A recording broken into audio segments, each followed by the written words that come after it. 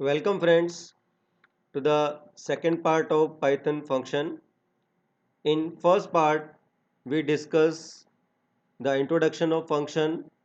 I also showed you how we can make the function on console and how we can use the same thing in script mode.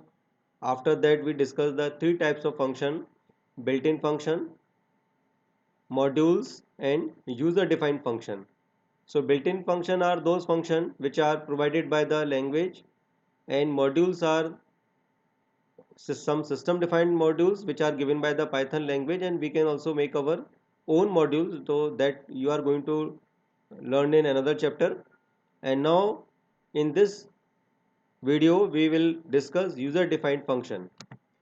So starting with user defined function, these are the function which are created by the user as per our requirement, and after creating these functions we can call them in any of the part of the program. Basically these are some small modules that we create for our purpose. We use def keyword to declare a user defined function. So this is basically some general concept of function. So now we look into the interesting word of Python function. So I will going to make you explain by giving some example, and all those programs which I am discussing here, they kept in one Google Drive. So that link is given to you. So you can go to that link and you can use these examples. So the first example which I am going to discuss here, that is function without parameter and without some return value, that is in example 1. So this is one file of example 1. So on the first line on the top of the program I have written one comment statement. Basically comments are written just to explain the other user what we are doing actually in the program. So this function like def cal area function, and we are not passing any value, and it is also not returning any value, which is not mandatory. So now what I am doing here, in cal area function I am declaring one variable L, and this program I am making for finding area of a rectangle. So I have written L equal int input, enter length of the rectangle. So length will be accepted in L variable, and then enter breadth of the rectangle. So it will be accepted in B variable, and the formula for calculating area is length into breadth. So I implemented that formula, and then I printed the value of area. Now this is basically definition of our function. Now to call that function we will call in main program, or you can say at the console, cal area function, and now to run I am pressing F5. So now see, it is asking for length and breadth of the rectangle. So I given length as 10 and breadth as say 5. So answer came 50. So this way you can see how your program is going to work. The control will start from calling of cal area function. Control will go to cal area function, and now it will accept the value, do the calculation, and it will print the area to you. In second example, we are going to make a function with some parameter and without returning any value. So I coded this for you. Now see here, little bit change in the program. Now in calling segment, the length and breadth I am accepting here.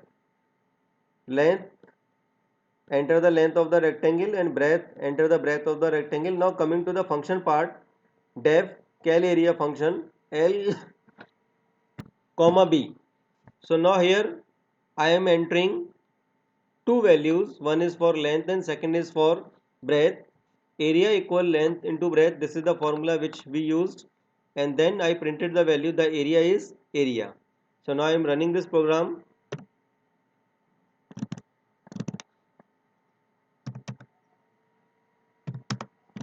So now see, when I run the program, so it is accepted for length, it is accepted for breadth, and it called the function cal area function. So control is given pass to cal area function, the value of length is given to variable L, the value of breadth is given to variable B, and then area is calculated and the area is printed on in the controlling function. Now the third function which we will discuss here, function with parameter and with the return value. So now see how we may return a value from a function. For this I just want to explain some concept here. Suppose I am writing one function, say f, and now I am printing only some value, say print hello, and now I am calling the function f, so hello is printed to you. Now to return some value from function we have to use one keyword, that is return. Suppose now we want to make function in which we are going to pass one number and we want to get the square of it. So I will write, say function f1. Now we are passing one number x and now I want to find the square of the passed number. So I will write y equal x into x. This is the coding of finding a square, and now I will use a keyword return. So we will return the value of y. So now you can see the function is going to return some value. So now I am calling the function f1. So you see here it is giving some mistake, it is giving some error because I have not passed any argument here, I have not passed any value. So I have written a value p equal 5. Now I am calling f1 and I am passing the value of p, so it is printing you 25. So whatever value we are returning here, we can also use this with print statement. So print f1 and now I pass the value p. So again we got the same value as 25. So using this concept I am making another program for you. So now see, this is your third example. Now what I am doing here, I am defining a function, cal area function, in which we are going to pass two value, length and breadth, and then area will be calculated in the function, and then we are using keyword return so that the value of area will be returned back to the main function. Here I have accepted the length, breadth, and now I am calling the function. So when you run this program, so length and breadth value will be accepted from user, it will send to the function and control will go to the function, area will be calculated and the return value will be given to variable AR, and finally area will be printed here. So I am running this program pressing F5.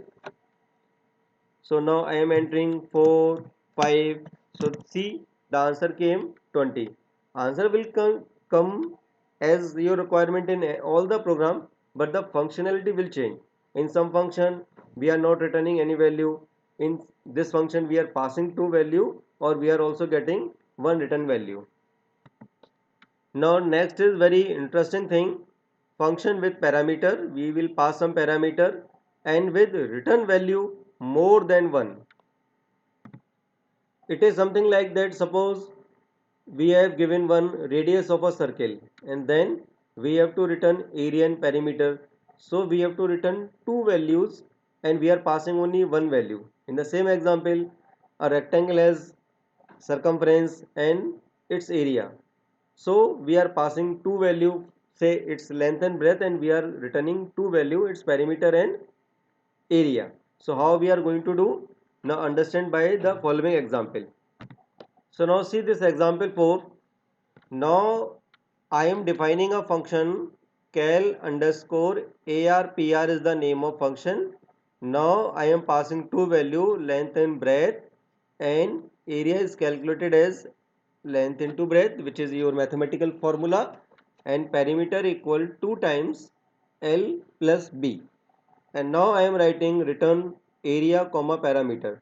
So now you can see in this function, now the function is returning two values, area and perimeter, whereas in earlier program we have written only one value. So this is coding of the function. Now to how to use in main program. So in main program I accepted the length and breadth. Now I am coming to function cal area pr function. We are calling the above function by passing two value, length and breadth. So since two values are given to you, so that's in the same way we have to accept the two value in two different variables. So I am writing a comma p. So since one first value is returning in area, so it will come into a. Second value is coming in perimeter, so it will come into p. And now I am printing area and perimeter is a comma p. Now run this program. So now length of the rectangle say 4 and 5. So now see, the answer is coming as area is 20 and parameter is 18. Right? Okay. Now I am making one small change here. Now what I did here, since we require two variable, so I have written PA and now I am running the program. Now I pass the same value 4 comma 5. So the answer is coming area is 18, whereas the area of rectangle is length into breadth. 4 5s are 20. So we are supposed to get area as 20, but we are getting area as 18. Why? Because the function is returning area and parameter. The first return value is area and second return value is perimeter. But I have written p comma a, and when I am printing the answer, so I printed the area is a and the parameter is p, which is wrong as per the value written from the function. So basically these are the mistakes that we have to taken care of. It is known as your logical error, because first value was supposed to receive an area variable. Again running the program, so you see 4 enter 5, so you got the same answer, you got the correct answer. So this way you have to take care. One interesting thing is also there, like whenever we are returning more than one value from a function, so basically that becomes a tuple. And you remember in class 11 tuples are written in simple brackets and they are immutable data type. So if you take that value in any tuple, so I declared a variable as t. So now how to print the value? So remember, the first value is coming in area and second value is coming as perimeter, so that would be there in tuples 0 block. So tuples 0 block will contain the first value and tuples 1 value will be the answer of second value. So now when again we run this program, so see, I got the same answer. So when we are returning more than one value, so we can use the concept of tuple also. So now see the next example of the function in which we pass two value and we are returning four values. It is the basic mathematical calculator. So now in main program I accepted the two number and now we are calling this calculator function. The definition says def calculator a comma b. Now we are passing two number and now I am doing all the basic calculation like sum, difference, multiplication, division. So now here we are having four variables, so all calculation will come into these four variable and now I am returning. So I returned the four variable. Now coming to the main program, now when we accepted two value and called the function, so since function is returning four value, so again we required to have four values on the left hand side, so that all value will be come to separate variables. And now later on I printed the answer here. So running this program by clicking F5. So first number I given 25, second number I given as say 5. So the answer is coming purely correct. Sum of 25 and 5 is 30. Difference came 20, multiplication came 125 and division came 5. So this way we can also return the value. Now the same program, again I am using tuple. So in the function definition is same. Define def calculator a comma b. I did the all the basic calculation and return the value. But in main function I changed the way in which I was calling. So now I am writing t equal calculator p comma q. Now see, here we are returning a tuple. So the value is coming in t. So the tuples 0 element will have the sum, tuples first element will have the difference in the same way. So tuple value will be written by the indexing. So t of 0 will give you the first value, t of 1 will give you the second value, and so on. So running the program, first value I passed as 20, second value I passed as 3. So now you get all the answer, and now this is the working of function having some parameter and returning more than one value. So now you have seen user defined function. Now moving toward next slide. This is the concept of actual and formal parameter. So the parameter or argument which appear in function definition are known as formal parameter, whereas the parameter which appear in function call statement are known as actual parameter. So now so far you know how to make a function and how to call a function. So now see, we in this program we are defining a function, find sum a comma b, and now we are printing the sum is a comma b. So this is the definition of the function. Okay, so now here a and b are known as formal parameter. Now coming to the main program, when actually we are calling the function. So suppose I written x equal 10, y equal 30 and call the function. So x, capital X and y are known as actual parameter or actual argument. So and again remember, the function variable argument which appear in function definition are known as formal parameter, and when actually we call, so they are known as actual parameter. Now next concept in function is variables scope. Now you must have seen in function we are using some variable, in main program when we are calling, so again we are using some variable. So when we are having variable of more than two names, so what will happen, or function declared on the top label and we are using the function. So now see one by one. So the first concept is variables arguments are local. So I am explaining by one example. Now the first concept is arguments are local. So I will explain by this method, this simple code.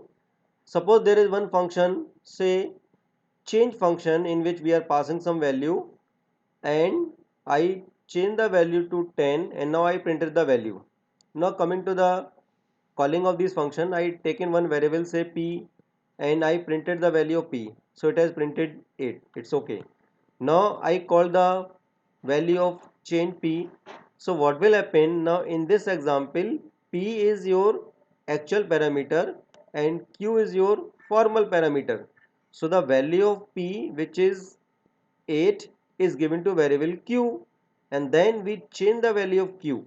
So q has become 10 and now I printed the value of q. So answer came 10. It's fine. But when I am printing q here, so it is giving you error because name q is not defined. The reason being here, q variable is declared in change function and now we are calling on the top label. So that q variable is not declared there.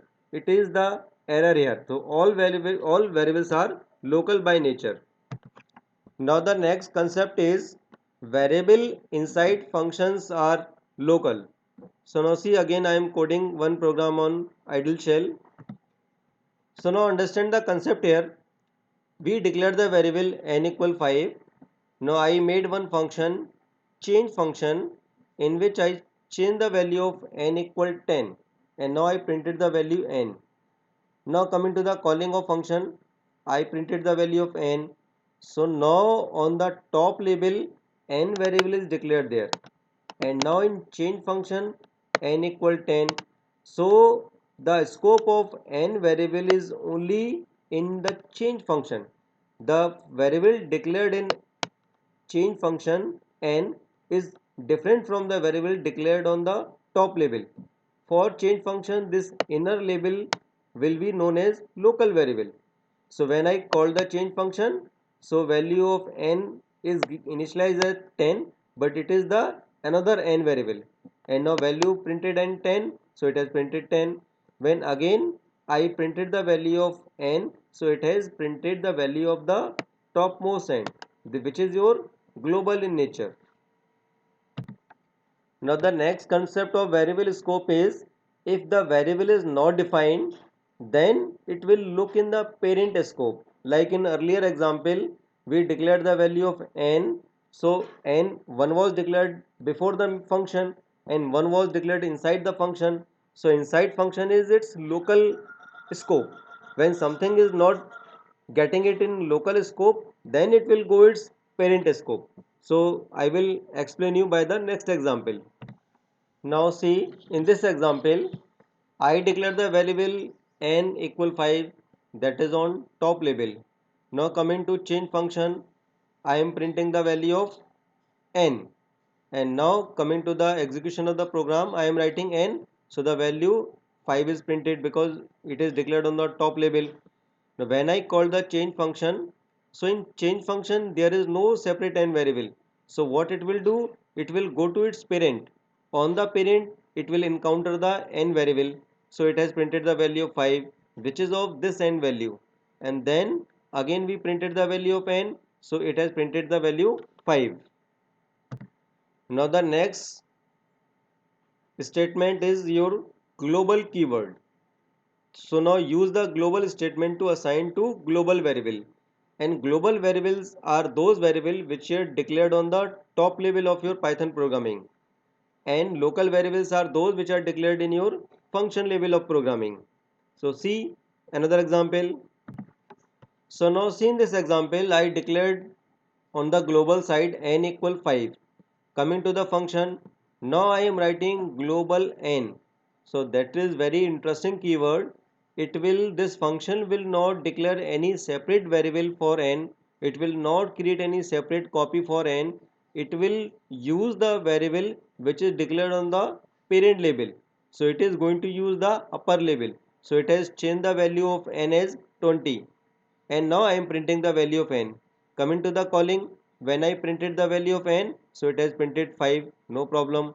When we call the change function, so now when the control came into change function, it is telling the function that the n which I am going to use, this is on the variable which is declared on the top label. So change the value of that n to 20. So it's okay, it has printed the value 20 and I printed the value n. So 20 is coming here, and now when after it I am printing the value of n, so it is coming as 20. So it is the beauty of this global keyword. So now this all about variables scope. So Python is very interesting language. You will love to Python. So you have to code this program many times, then you will understand all the concept easily. So moving toward next concept, that is mutable and immutable behavior. So interestingly, now you discuss the mutable and immutable nature of the data type, like we discuss integer, string, list, tuple, dictionary in class 11. So it is said as list is a mutable data type, so we can change the value of list in place. Tuples are immutable data types, so we cannot change the value of tuple in place. So whenever these value will pass to function, so what will happen? So basically functions behavior is different when assigning or when we pass some list or element and slice to the function. So they are known as mutable and immutable behavior. Python looks up for the name from the innermost scope outwards until the name is found. Means it will, first of all it will check the in the local variable. If it is not in counting there, then it will move to the parent label.